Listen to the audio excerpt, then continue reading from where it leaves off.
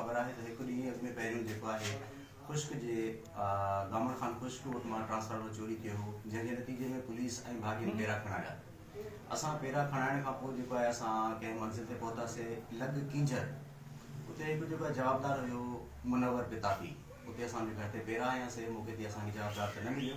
उन खां पोइ असां ॿियो त कुझु गिरफ़्तारियूं कयूंसीं, जंहिंजी निशानदेही ते असां कुझु जवाबदार गिरफ़्तार कया ऐं उन्हनि खां रिकवरी बि असां कई आहे, जेका कुझु तव्हांजे साम्हूं आहे। पंहिंजो ट्रांसफार्मर जो कॉइल्स ऐं तारूं जो जेको बि सामान आहे इहो तव्हांजे साम्हूं आहे।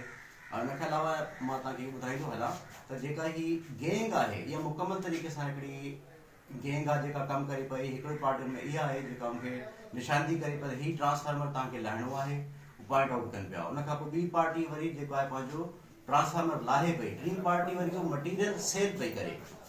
इन गैंग जूं टई पार्टियूं असां जेको आहे मां जेका मेन माण्हू गिरफ़्तार कया आहिनि ऐं अलाह जी महिरबानी सां असांखे कामयाबी आहे मिली आहे त असां जेको सॼो सूबो गिरफ़्तार कयो आहे। ऐं जेको हुन खुश्क वटि मां ट्रांसफार्मर लथो हुनजो मटीरियल बि असां पंहिंजो रिकवर कयो आहे।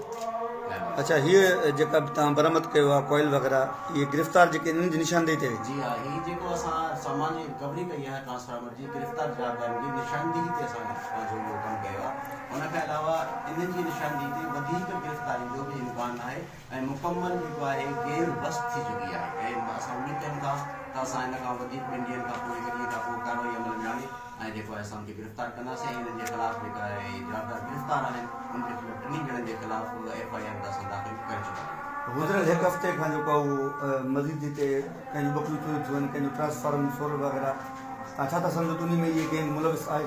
सही ॾिसो, हीअ जेको आहे गैंग आहे ट्रांसफार्मर वारे हवाले सां हीअ तक़रीबन मुकमल मुनज़म गैंग आहे। इन जो सिर्फ़ु इहो ई कमु आहे ट्रांसफार्मर जी हद ताईं वधीक असां इन्वेस्टिगेशन कयूं था पिया।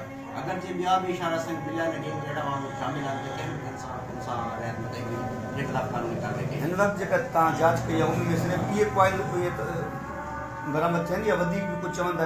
वधीक कॉइल बि असां जेका सामान बि पंहिंजो असां रिकवर कंदासीं। हीअ घणो कुझु ॿुधाइनि था, फ़िलहाल जांच जारी आहे। असां कुझु जेका आहे आउट करणु नथा चाहियूं इन जे करे त जीअं को वधीक जवाबदार को फ़िलहाल आउट थियण जे करे, राज़ आउट थियण जे करे जीअं मिलिया न वञनि ऐं पंहिंजी गिरफ़्तारी खां बचण जे लाइ पोइ छेड़ो छेड़ो थी वञे। में कुझु ॿिया मतिलबु रूपोशन या को केस आहे? हा हा, बिल्कुलु अहिड़ा माण्हू बि आहिनि जेके असांजे थाणे ते ॿिनि केसनि में जेको आहे मर्डर जे केसनि में अहिड़नि क़िस्म जे पंहिंजो क्राइम खे रूपोश आहे, उनजो जेको आहे परमानेंट रिकॉर्ड आहे असां वटि। अच्छा, हाणे हिननि जे मथां केस दाख़िल थी चुको आहे? बिल्कुलु, इनजे मथां जेको आहे पंहिंजो केस दाख़िल थी चुको आहे, इन जे मथां FIR दाख़िल थी चुकी आहे।